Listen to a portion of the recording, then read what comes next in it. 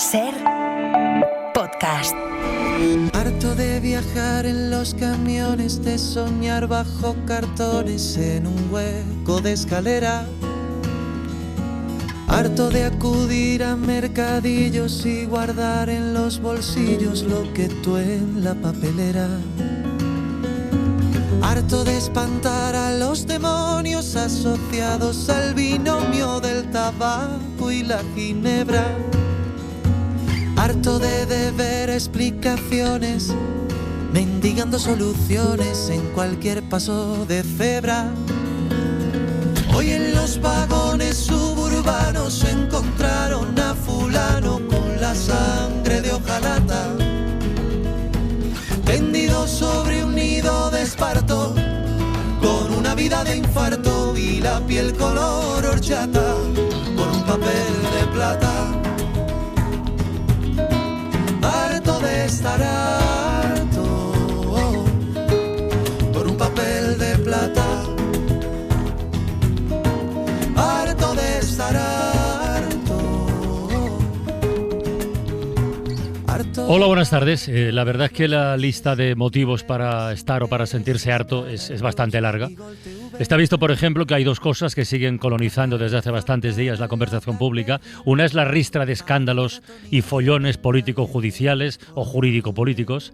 Otra es la ola de calor, que hoy afecta de manera especial al norte de la península. Pero como además tenemos un tercer elemento en el paisaje cotidiano también muy destacado, que es el Mundial de Fútbol, vamos a pedir prestados por un par de minutos los códigos del carrusel para abrir hoy la ventana, lo primero, así de entrada, con ronda de temperaturas a la antigua usanza. Y comenzamos en Euskadi, Radio Bilbao, John Rojas.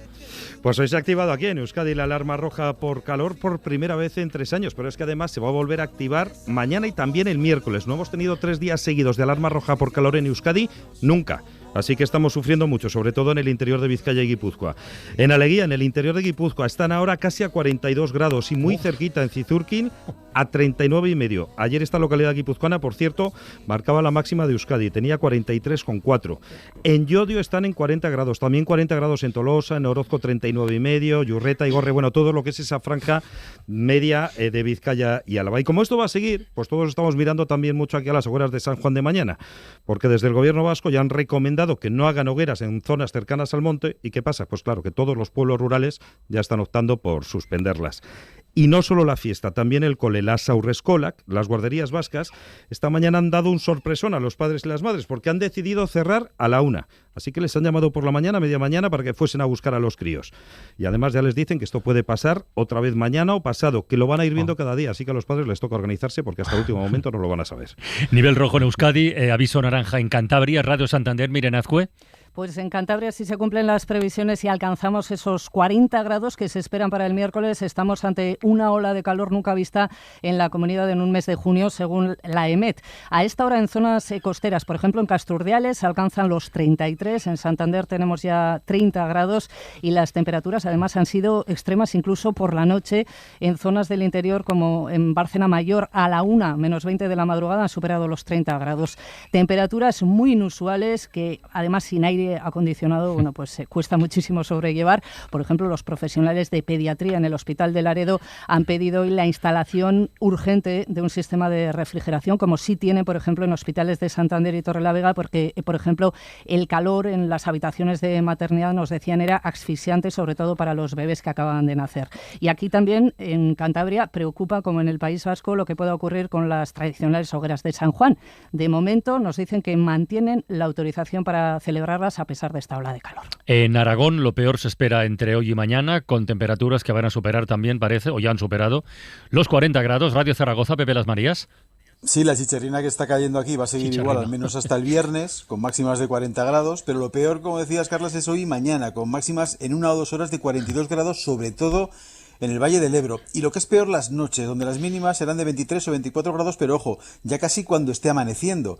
Esta próxima madrugada a las 2 en Zaragoza, según la EMET, vamos a tener 30 grados, en Huesca 29 o en Calatayud 27. Por cierto, estas altas temperaturas han provocado hoy un apagón por un problema en una subestación eléctrica poco antes de las 2 de la tarde en una parte del centro de Zaragoza y en una zona del barrio de Lactur. Cerca de 50.000 clientes, aunque se ha subsanado en un cuarto de hora. Y con estas temperaturas todos miramos a los obreros que están en la calle trabajando. En Zaragoza tenemos la ciudad levantada por obras.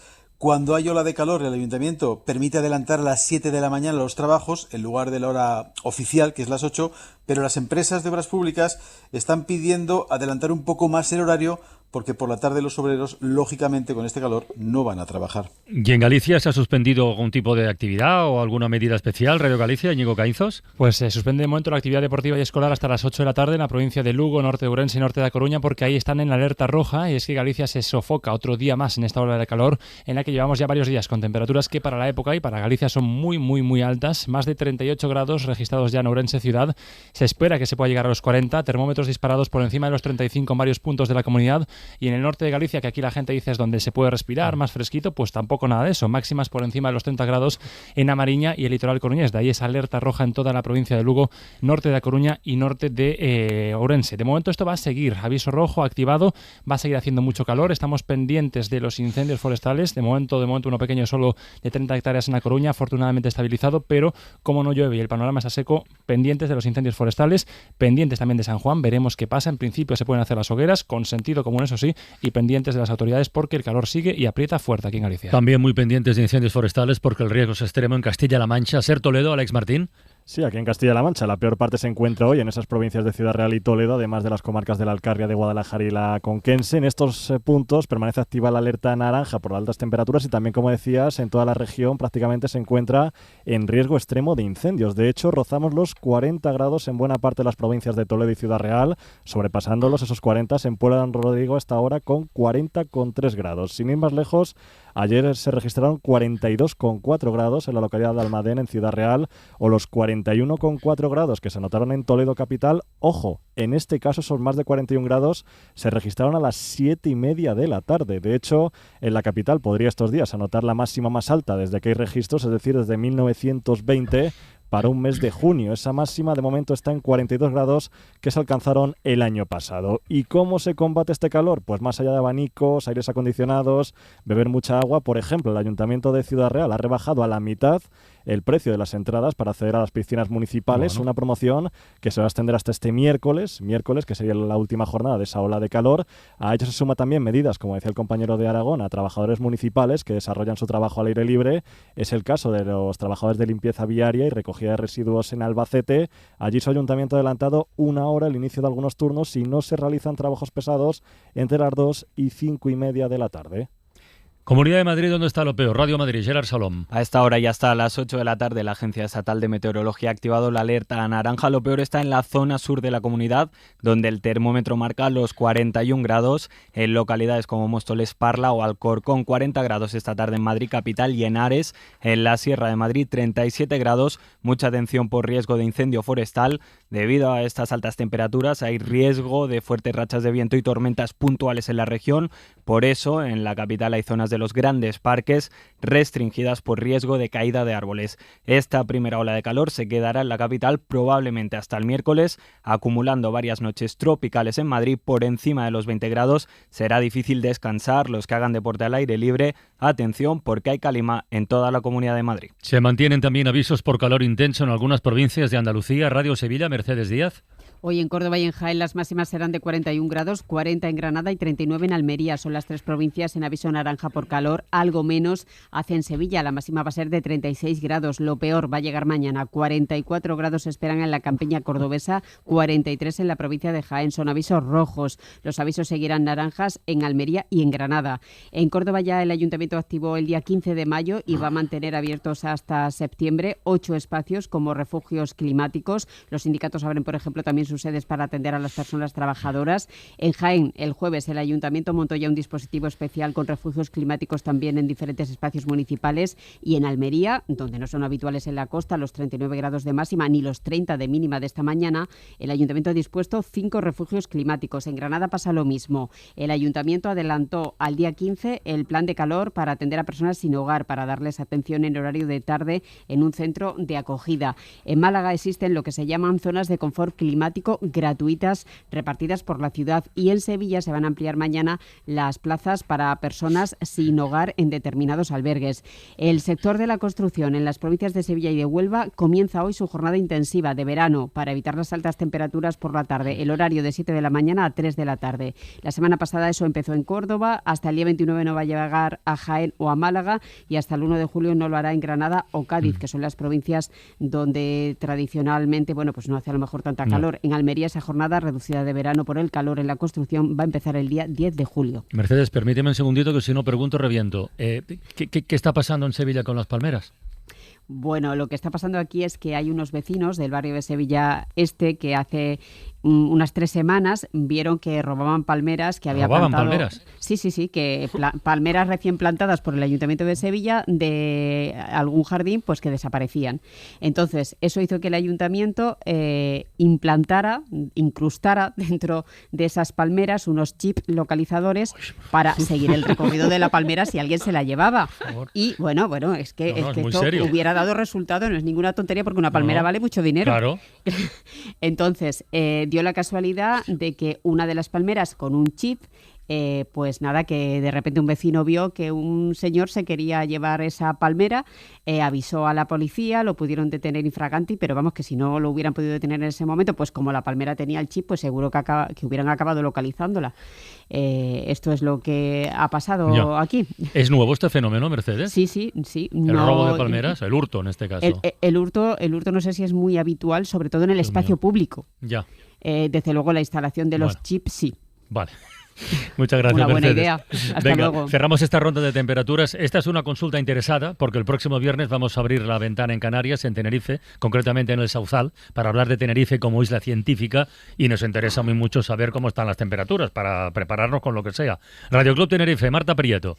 ¿Qué tal? Buenas tardes. El archipiélago canario pues se queda fuera de esos avisos por calor que están sufriendo en toda la península. De momento no hay ningún activado y tampoco hay previsión de que lo haya. A esta hora de la tarde, a las 3:19 hora local, las temperaturas más altas del archipiélago se registran en Santa Lucía de Tirajana, en la isla de Gran Canaria, con 31 grados, y en la capital occidental, en Santa Cruz de Tenerife, donde se llegan a alcanzar los 30 grados. En el resto del archipiélago los termómetros se mueven entre los 25 y los 29 grados. Y esta noche las mínimas han estado en los 18. Aún así, Sanidad pues ya prepara el verano y ha presentado hoy el nuevo plan de vigilancia y prevención frente al calor, adaptado pues a las particularidades de Canarias, con sistemas de alerta temprana y seguimiento de los efectos en la salud. Entre las recomendaciones, pues hidratarse bien y evitar el ejercicio físico, aunque no estemos en esa ola de calor. Y de momento, pues buenas noticias para ustedes, Francino, porque no se esperan grandes cambios de temperaturas esta semana, así que mientras media península busca sombra este viernes en el Sauzal, pues quizás Canarias pueda presumir de ser una vez más el refugio climático para asomarse a la ventana. Bueno, por dar el dato preciso, Isaías, buenas tardes. Hola, buenas Ahora tardes. mismo en el Sauzal, donde estaremos el viernes, tienen 22 grados. En Madrid 37. Toma ya. Es que son 15 grados de diferencia en este momento. Yo de todas maneras le agradezco mucho a Marta la información, pero también le recuerdo que últimamente allá donde va la ventana llueve. Sucede incluso en las islas. Pero no hay previsión de lluvia para el viernes, ¿no, Marta? Bueno, de momento no tenemos previsión. De momento, todo puede cambiar. Bueno, pero esto es hasta que llega el niño, en este caso Francino. Entonces ya empieza a llover. Bueno, para llevar solo 3 días de verano, la verdad es que no está nada mal. John Sistiaga, te he visto poner caras cuando John Rojas contaba las temperaturas en distintas localidades del País Vasco. Sí, me estoy imaginando a mi familia pues achicharrada. Y ahora sí podíamos cantar aquello de los Lendakaris muertos que cantaban a la Euskadi Tropicala. ¿Qué son los Lendakaris? Bueno, un grupo de los 90, de los 2000, ya no me acuerdo. ¿Tú los conocías, Marta? Buenas tardes. Yo no conocía, hola, buenas Lendakaris tardes. muertos. Pero yo tengo más sofoco por la realidad político-judicial que por esta ola de calor. Es la otra temperatura, sí, que ya subió este fin de semana con la decisión del juez Peinado de retirarle el pasaporte a Begoña Gómez. Por cierto, ahora la ha citado el miércoles, que es el mismo día que por la mañana su marido, el presidente, estará compareciendo en el Congreso para hablar del caso Zapatero. Esas benditas casualidades que últimamente jalonan el calendario político y judicial. Bueno, y lo de insinuar que algunos policías de su escolta podían ayudarla a fugarse. En fin, bueno. Pero es que esa temperatura ha subido mucho más, ha subido muchísimo más con la sentencia del Supremo sobre el caso Coldo, el caso Ábalos, el caso Mascarillas. Duras condenas, muy duras para los dos, o sea, contundencia contra los corruptos, pero oí que cada uno ponga lo que quiere, el lío, el pero, gran generosidad con el corruptor. Vamos, que Aldama no va a pisar la cárcel. Guillermo Lerma, buenas tardes. ¿Qué tal, Francino? Buenas tardes. Miguel Ángel Campos, buenas tardes. Hola, ¿qué tal? Muy buenas tardes. Sale gratis por romper. Pues empieza tú, Alan, que te veo lanzado. Venga. No. Sigue. Empieza tú. Venga. Sí, vamos a ver. Efectivamente, pues sale gratis. Hay que explicarlo ser un corruptor. Ser un corruptor.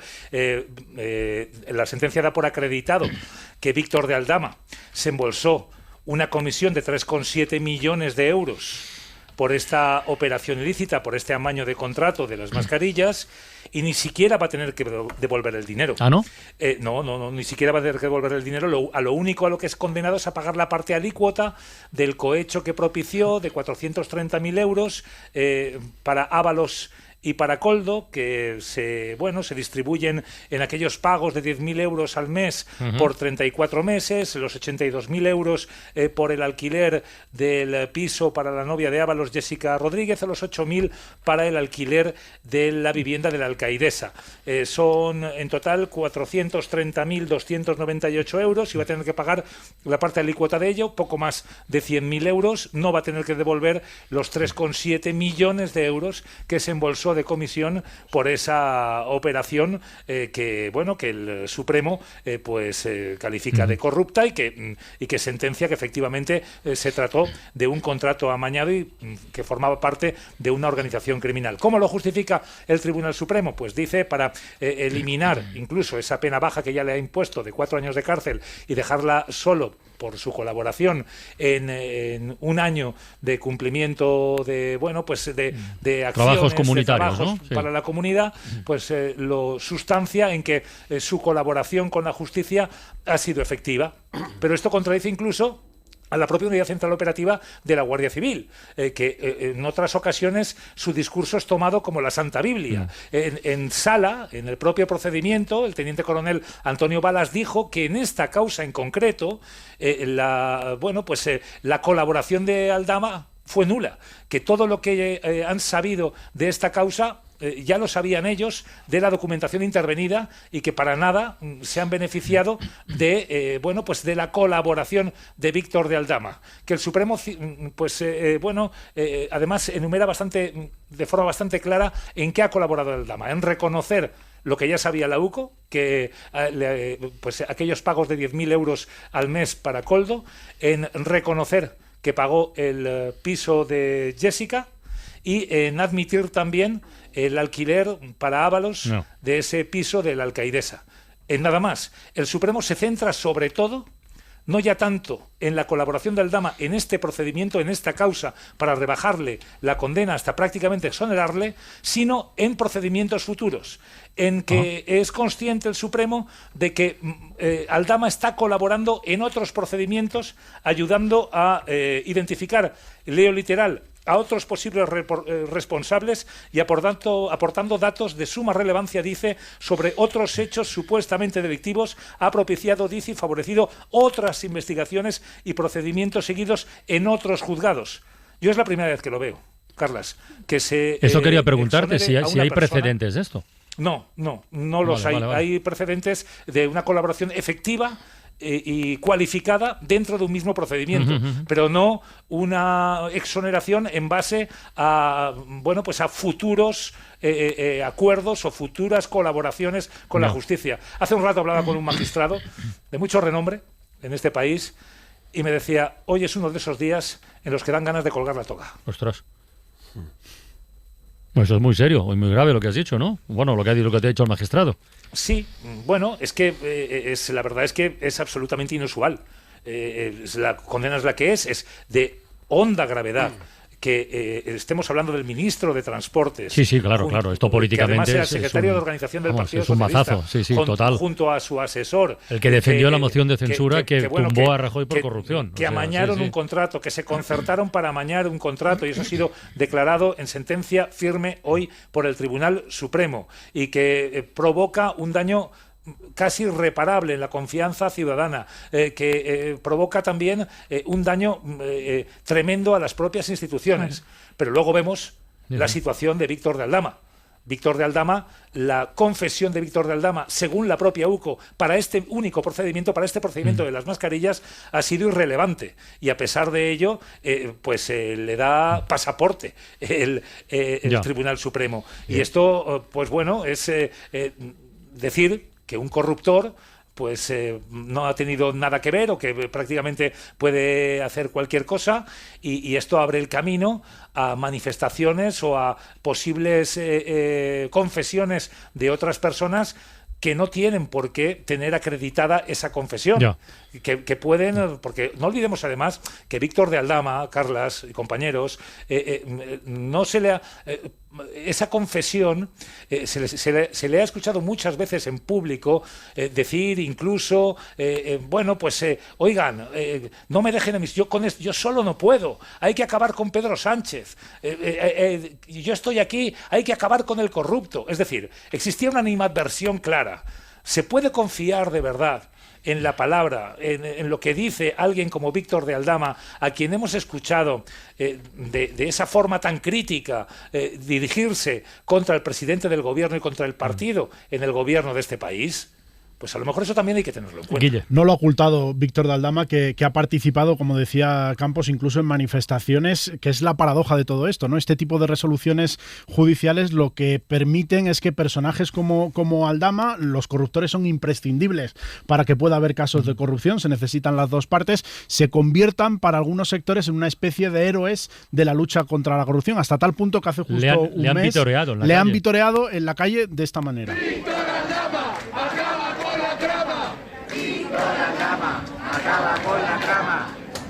Una manifestación, Carlas, hace un mes justo en Madrid, que fue avalada por el Partido Popular, por ejemplo. Hubo representantes de la dirección de Génova en esa manifestación, que tenía en la cabeza de la manifestación, por ejemplo, a Esperanza Aguirre, y en la que se insultaba con los calificativos a los que ya estamos muy acostumbrados a escuchar al propio presidente del gobierno. El debate que surge viendo cuál es el precio que paga Víctor de Aldama por el papel que ha jugado en esto, es que ese tipo de perfiles al final acaban teniendo un mayor protagonismo, hasta tal punto que hoy, esta misma tarde, lo primero que ha publicado una de las personas que más altavoz da a Víctor de Aldama en las redes sociales, que es el activista ultra Vito Quiles, es anunciar una entrevista con Aldama en la que dicen que están preparando un golpe histórico contra Pedro Sánchez. No, es que antes decía Miguel Ángel que esto era inusual, que se lo había dicho algún juez, pero es que además es antijurídico, ¿no? Porque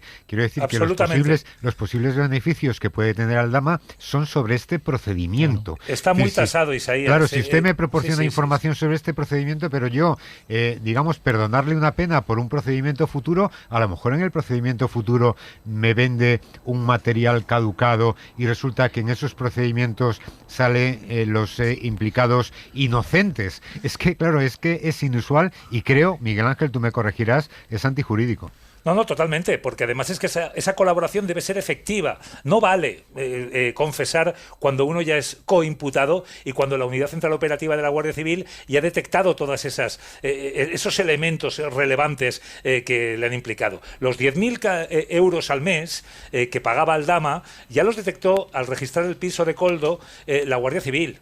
Y lo hizo constar en los informes. El piso de la Alcaidesa también fue una información que la UCO extrajo antes de hablar con Aldama. El alquiler del piso para Jessica Rodríguez, la pareja sentimental de José Luis Ábalos, también lo detectó la Unidad Central Operativa de la Guardia Civil y lo tenía perfectamente acreditado antes de que lo reconociera Aldama. No vale, generalmente, en cualquier procedimiento judicial, con que simplemente un acusado reconozca los hechos, sino que además debe aportar elementos que revelen más elementos, valga la redundancia, que sirvan para descubrir nuevos delitos. Valor añadido, Miguel Ángel, valor añadido. Sí. En este procedimiento no se ha hecho.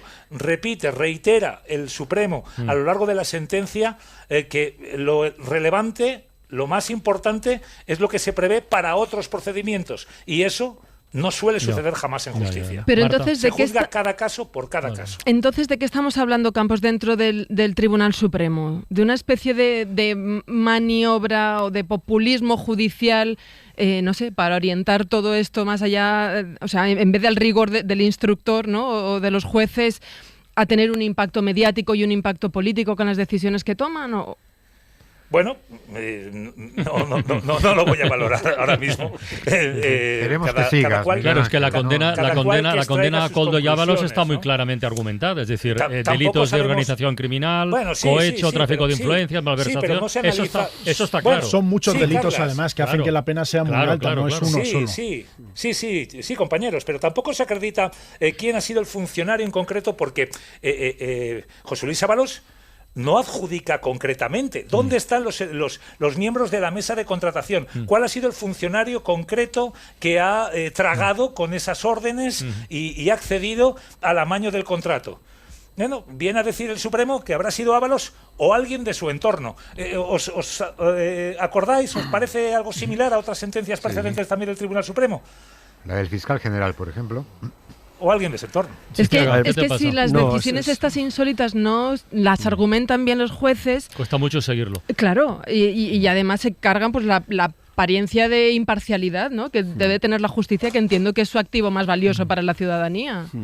Parece claro que hubo un amaño de contratos, parece claro que hay una actuación delictiva para amañar ese contrato y llevarse algo a cambio. Eso parece bastante evidente. Otra cosa es la elevada penalidad, que algunos jueces consultados califican de desproporcionada. Penar con 24 años de cárcel a Ábalos y con 19 a Koldo por el amaño de un contrato que reporta al final como acreditado unos beneficios para los dos en conjunto de 430.000 euros, a algunas fuentes consultadas por la SER les parece desproporcionado, excesivo, la pena de 24 y 19 años de cárcel respectivamente. Y por supuesto, en lo que son críticos también es con la lección que da el Tribunal Supremo tras la condena / exoneración a Víctor de Aldama, el auténtico corruptor, el que se lleva la pasta, el que se lleva los 3,7 millones, recordemos, frente a 430.000 para el resto, 3,7 millones, condenado por cohecho, que al final no tiene que cumplir prisión si no delinque en un plazo de 5 años y que, simplemente es sustituida esa pena de 4 años de cárcel por un cumplimiento de trabajos comunitarios. Sí, yo quiero volver a Aldama. Yo no conozco personalmente a Aldama, pero sí, como Miguel Ángel y probablemente Guillermo, sí que conozco un montón de corruptos y de corruptores por razones obvias de trabajo, ¿no?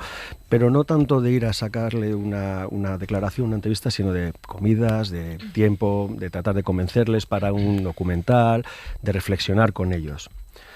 Muy pocos corruptores me he encontrado, por decir uno o dos, que crean que lo que han hecho de verdad está mal. O sea, que han tenido un tránsito ético o moral de mortificación, de darse cuenta de que lo que estaban haciendo o lo que han hecho está mal. El resto no tienen ningún problema con lo que han hecho, ¿no? Pero ninguno. Entonces, ¿qué está ocurriendo ahora, Miguel Ángel? Estabais poniendo el corte ese de la manifestación. Insisto, no conozco a Aldama, pero tuve ocasión de coincidir con él un jueves por la noche en una conocida discoteca de Madrid, en una conocida calle madrileña. Y yo estaba en una fiesta privada, en un cumpleaños de una amiga, y me di cuenta que algo pasaba porque la música se paraba y cambiaba de repente, ¿no?, sin ton ni son. Estaba entrando Aldama. La discoteca prácticamente se paró. Todo el mundo dejaba su copa para ir a saludar a Aldama y hacerse una foto con él, ¿no? A riesgo de perder tu gin tonic, que costaba 18 pavos. Bien, ¿qué ocurre ahí? Que nos estamos encontrando con que ahora tenemos una especie de nuevos héroes paganos. Los malotes son los que molan, ¿no? Se glorifica al ladrón, al Barrabás, al delincuente de turno, al simpático hijoputa, permitidme que diga esto, y estoy hablando así en general de toda esta calaña, ¿no? Y en el caso de Aldama, puede que haya animadversión, seguro, pero lo que hay es una ausencia absoluta de escrúpulos. Porque a este señor, si no le pillan, seguiría haciendo negocios con sujetos de este gobierno o de otro. Le da igual, eso no es lo importante para él. Pero ahora, si glorificamos a este tipo de gente, si estos son los ejemplos, ¿qué nos queda? ¿Qué imagen está, qué mensaje está dando la justicia o el Tribunal Supremo? ¿Qué trabajos le va a imponer comunitarios a Aldama? ¿Va a hacer encuentros restaurativos con sus victimarios? ¿Va a pedirle que no vuelva a repetir hacer este tipo de cosas? No sé, ¿le va a hacer un seguimiento de sus cuentas para que no vuelva a delinquir? El mensaje que se lanza, como decía Miguel Ángel, es que cualquier corruptor en este país puede corromper, porque si te pillan, te haces una Aldama. Es decir, canta, pero no porque estés convencido de que tienes que hacerlo, ¿no? Sino porque es beneficioso para ti, ¿no? Solamente un matiz lingüístico, ¿eh? Le has llamado héroe pagano y pagano es el que paga. Y no es precisamente el caso de Aldama. Bueno, pues de momento lo dejamos aquí, que esto no ha terminado ni mucho menos. Bueno, y todo esto da más ambientillo a la comparecencia de Pedro Sánchez el miércoles en el Congreso. Yo he leído artículos de opinión y no de opinión este fin de semana, diciendo que quiere pasar al ataque, al contraataque y tal. Bueno, con esta sentencia... y lo de su... Bueno, ya veremos. Es difícil, va a ser una comparecencia muy complicada para el gobierno. Sánchez va a ir intentando diferenciar muy bien lo que hay en cada caso. O sea, la estrategia de la oposición es meterlo un poco todo en una coctelera y que todos los casos parezcan lo mismo. La intención del gobierno con esta comparecencia es intentar explicar que no es lo mismo el caso Koldo, Ábalos y Cerdán que el caso Zapatero. Para ellos dicen que está en un punto muy embrionario y que Zapatero ha pedido tiempo y confianza y el gobierno se la va a dar, y en un tercer plano sitúan los casos que afectan a la familia del presidente, donde creen que son un ejemplo claro de lawfare y de persecución al gobierno. Hombre, sí que es muy curiosa una cosa, ¿no? Y es que, claro, cuando te imputan a tu mujer, a tu hermano, a los dos últimos secretarios de organización, a un expresidente que además ha sido amigo y colaborador importante, entre otras cosas, en la campaña que le llevó a renovar el gobierno, y todavía esta gente que está buscando estas cosas no ha encontrado un solo indicio para sentarle a él en el banquillo, que supongo que es lo que judicialmente esperarían, ¿no? Es decir, si aquí estamos hablando de una especie de conspiración, en este caso, en el lado del gobierno, de Pedro Sánchez, etcétera, es muy raro que no hayan encontrado ni una sola pista, ¿no? Pero bueno, al lado nos encontramos con algunos procedimientos que realmente están siendo un poco dudosos. Y Peinado ahí se lleva el premio máximo. Nos ha dado más esto que la ronda de temperaturas. Guillermo Lerma, Miguel Ángel Campos, abrazos, compañeros. Muchas gracias. Ojo, el mensaje es muy claro también, ¿eh? El mensaje de esta sentencia, hay muchos casos abiertos ahora mismo que pueden provocar muchos aldamas. Tenemos el caso Zapatero, ahí tenemos a Julito Martínez y a los hermanos Amaro Chacón, que pueden estar mirando de reojo esta sentencia, y también en el caso Leire, que también pueden estar mirando de reojo esta misma sentencia. Y el mensaje es claro: si hablas, si cantas, no importa muy bien lo que digas, porque en esta sentencia hemos visto también una de las cosas clave que Aldama dijo, que es que había pagado 2 millones de euros a Ábalos y 500.000 euros a Koldo. Se ha demostrado falso. No ha sido corroborado, dice la sentencia, por ninguna investigación. Por lo tanto, estamos hablando de 430.000 euros en cohechos. Que si tú di más o menos algo, intenta colaborar con la justicia, que tal vez te salves. La Ventana, en Ser Podcast.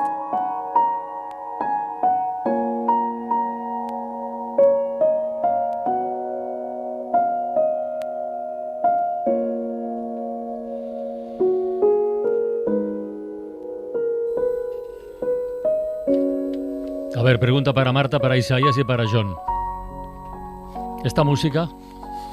¿Es relajante? Música relajante que necesitamos después de lo que hemos estado comentando hace un ratito. Muy bonita. Esta música la he buscado y en su epígrafe, en su explicación, dice que es música para sanar los dolores del alma, del espíritu y del cuerpo. Sí.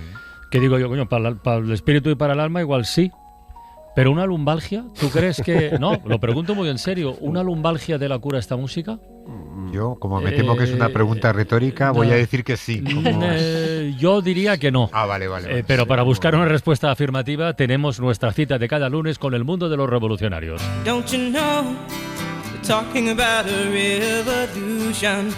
Ideas y personas que están cambiando el mundo.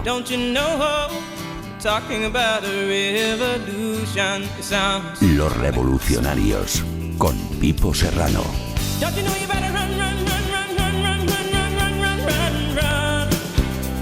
Hola Pipo, buenas tardes. Buena tarde, Pipo. ¿Qué tal? ¿Cómo estáis?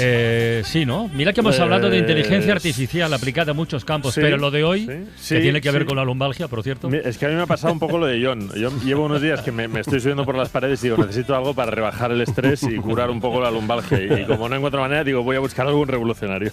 Y he dado con él. A ver, ¿qué has encontrado? Venga. Sí, bueno, he encontrado una gente que además de curarnos, lo hace, como tú decías, con tecnología, lo hace con visión artificial, y además toda esta historia nace de una necesidad, como muchas de estas historias que traemos, la que pasó el padre de nuestro invitado, que tuvo una lesión de esquí, que encima le pilló con el hombro hecho un asco a pocos días de quedarnos encerrados en casa con la pandemia, y que, como todos sabéis, cuando vas a hacer unos ejercicios que te ha recomendado el fisio o el osteópata, el primer día te acuerdas y el tercero ya no sabes si estás levantando el brazo, el codo, lo que estás haciendo, y no te curas. Bueno, pues tenemos solución para eso y la descubrimos después de la ficha técnica, como siempre. Nombre. Track. Año de creación. 2020. Sector. Salud digital. Titular. Rehabilitando tu lesión desde tu casa y a tu ritmo. En una frase. Que mediante una clínica de rehabilitación digital que combina fisioterapeutas y tecnología basada en visión artificial, son capaces de acabar con lesiones musculares de forma más eficiente e inmediata, y todo ello sin salir de casa. Acceso vía. Página web track.es. Inversores. Más de 6 millones de euros provenientes de fondos públicos y privados, entre los que figuran Angels de Juan Roch, entre otros. Hoy, en La Ventana, John Vital, revolucionario, CEO y fundador de Track. En los estudios de Radio Valencia. John, buenas tardes, ¿qué tal? Hola, muy buenas tardes a todos. Oye, lo primero, ¿qué pasó con la lesión de tu padre? ¿Cómo se curó finalmente? ¿Viendo vídeos de ejercicios en YouTube? ¿Con música? No, con música no, ¿no? Con música no, todavía no hemos llegado hasta ahí, pero nos lo dicen, ¿eh? Lo de incorporar música. No, pues era 2020, marzo, un par de semanas antes de pandemia, y pues bueno, mi padre tuvo una lesión, se cayó, que por cierto está grabada, es gracioso, pero bueno, justo llegaba la pandemia y todas las lesiones, digamos, que no eran de vital importancia, pues digamos que pasaron a un segundo plano, y una de ellas es todo lo relacionado con la fisioterapia. Entonces mi padre le dieron una hoja de ejercicios y se quedó ahí, o sea, no tuvo más tratamiento, y ahí dijimos, ostras, estamos todos literalmente haciendo ejercicios con una esterilla enfrente de YouTube, ¿no? Porque en marzo de 2020 todos estábamos, yo creo que... Hacíamos eso y mucho pan. Eso es, mucho pan y ejercicio enfrente de YouTube. Entonces, pues vimos, analizando, ¿no? Como comentaba Pipo, que la visión artificial, digamos que la tecnología que usamos ahora, que digamos que es un algoritmo, ¿no? Que con la cámara del móvil corrige al paciente en tiempo real. Antes se usaba, pues digamos, en la Xbox o en otros dispositivos, pero en 2020 ya se podía usar en móviles, ¿no? Entonces juntamos, ¿no? Por un lado la necesidad de hacer ejercicio con la tendencia de la pandemia, ¿no? Y ahí nació Track, ¿no? Que básicamente pues ayudamos al paciente a recuperarse desde casa. Pero le ayudáis sin tocarle, digamos, y sí guiándole en cómo hacer correctamente los ejercicios, que una parte, por si alguien no lo sabe, una parte muy importante, vamos, la más importante de la fisioterapia, seguramente sea rehabilitarse a través de movimientos concretos, ¿no? La más importante, y eso mucha gente no lo sabe, ¿no? Más del 80% de patologías que ve el fisio se pueden recuperar con tratamientos basados en ejercicio, ¿no? Ejercicio terapéutico, porque al final es un tratamiento que empodera al paciente, ¿no? El paciente es, digamos, el sujeto activo de su propio proceso de recuperación, y todos los estudios, toda la evidencia científica avala que es lo más efectivo, ¿no? Para curar patologías como la lumbalgia, cervicalgia o malgia, incluso lesiones más graves. ¿Todo algias o vale para todo?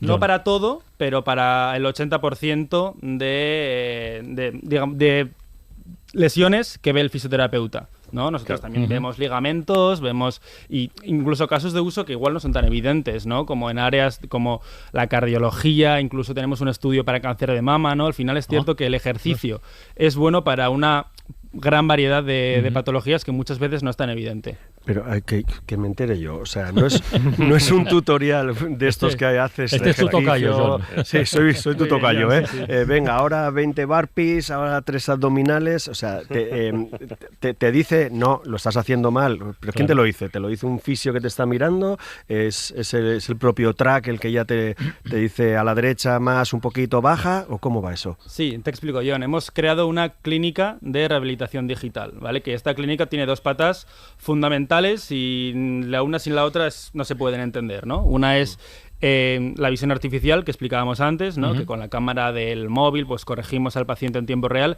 y la otra es los fisioterapeutas de toda la vida, pero nosotros sí que lo hacemos mediante videollamadas. Nosotros, un poco el tratamiento estándar, ¿no?, de track es ver al fisioterapeuta una vez a la semana, ¿no?, por videollamada, que le explicas tu caso y demás, y luego el propio fisio te prescribe un tratamiento basado en ejercicio personalizado para ti.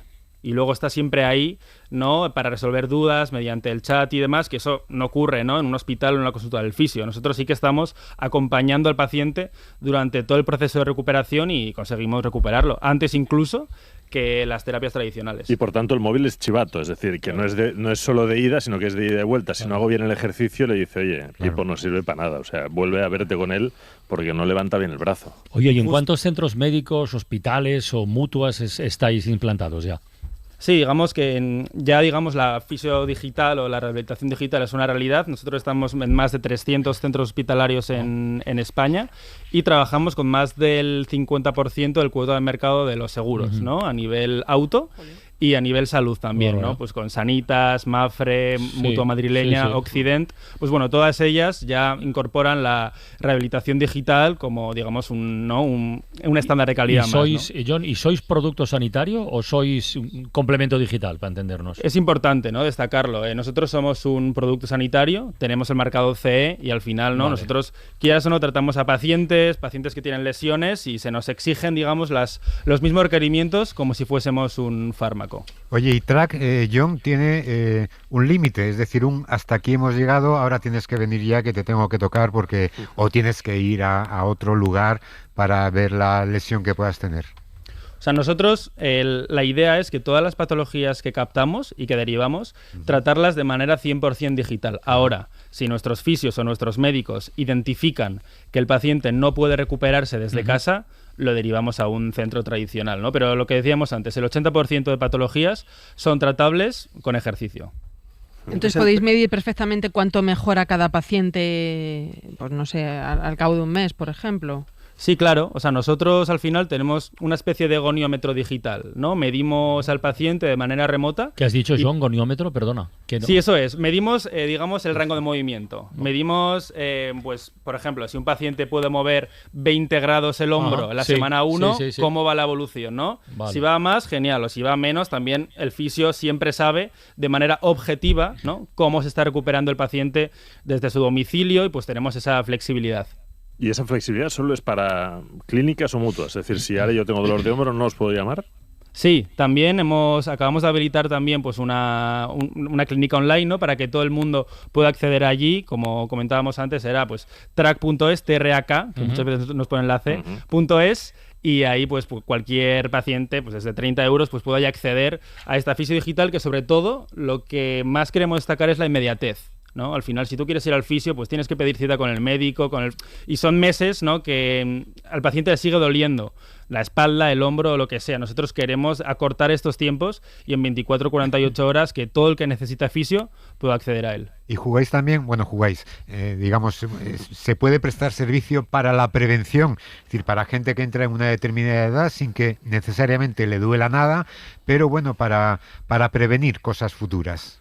También. Sí, es una vía fundamental, ¿no? Tanto en la clínica digital que hemos habilitado como las principales aseguradoras también tienen módulos de prevención, que al final nuestro objetivo es que el paciente se mueva, ¿no? Hemos, digamos, adaptado el concepto movement therapy, que es terapia del movimiento, lo que quiere decir moverse, ¿no? Que moverse es sano, moverse cura, y es lo que queremos fomentar desde Track. De todas formas, Isaías, si a partir de cierta edad no te duele nada, preocúpate. Estás muerto. Esto es lo que dice el chiste, ¿no? Si te levantas y no te duele nada, es que... Muy bien. John Vital, CEO y fundador de Track. Oye, Track con K. Muchísimas gracias por haberte asomado a la ventana y contarnos tu proyecto, ¿eh? Muchísimas gracias a vosotros. Un abrazo grande, Pipo. Hasta la próxima semana. Gracias. El cielo, el sol siempre es amarillo. Y la lluvia o las nubes no pueden velar tanto brillo. Ni los árboles nunca podrán ocultar el camino de su luz hacia el bosque profundo de nuestro destino. Esa hierba tan verde se ve como un manto lejano. Este es el himno de la ventana cada vez que hablamos del tiempo, de la meteorología. Hoy hemos abierto el programa con una ronda de temperaturas a la antigua usanza y por eso nuestra palabra de hoy es ni más ni menos que esta, temperatura. La palabra del día, con Isaías Lafuente. Pues qué os voy a contar, la temperatura es la magnitud física que expresa el grado de frío o calor de los cuerpos o del ambiente. Toma. Y su etimología además es muy clara porque viene de la palabra latina temperatura, que no la hemos tocado en 20 siglos. Lo interesante es cómo esta palabra ha llegado a nombrar lo que hoy nombra, porque en la antigua Roma la temperatura era una mezcla proporcionada y por extensión la moderación o el temperamento, en la que es muy fácil identificar su raíz. Es más, en el primer diccionario académico hace 300 años, temperatura era aún eso y solo eso. Temperamento. Fue en 1852 cuando se incluyó ya el primer bosquejo de la acepción que hoy manejamos. En aquel diccionario, temperatura ya era el frío o el calor del aire y del ambiente y el grado de calor o frío de alguna cosa o de alguna persona. Que hubieran inventado el termómetro ayudó bastante, desde luego. Bueno, hijas de esa palabra son la temperancia, que acabó en templanza, y los verbos atemperar y templar. Incluso la locución templar gaitas, ¿sí?, que es lo que hacemos cuando intentamos atemperar una situación con contemplaciones. Hoy la temperatura, metafóricamente, mide además la intensidad de un debate o el estado de ánimo de una organización o de la sociedad en general, una acepción, por cierto, que aún no contempla el diccionario. En los mapas del cielo el sol siempre es amarillo. Y la lluvia o las nubes no pueden velar tanto brillo. Pues así, aquí lo dejamos. John Siciaga, hasta la próxima semana. Hasta luego. Marta Delgado, hasta mañana. Hasta mañana. Isaías, hasta mañana. Hasta mañana, sí. Hoy termina la ventana un poquito antes de las 7, que hay una Argentina-Austria apasionante. Y mañana creo que... mañana ya veremos. Bueno, ya veremos. Chao. Para no perderte ningún episodio, síguenos en la aplicación o la web de la SER, Podium Podcast o tu plataforma de audio favorita.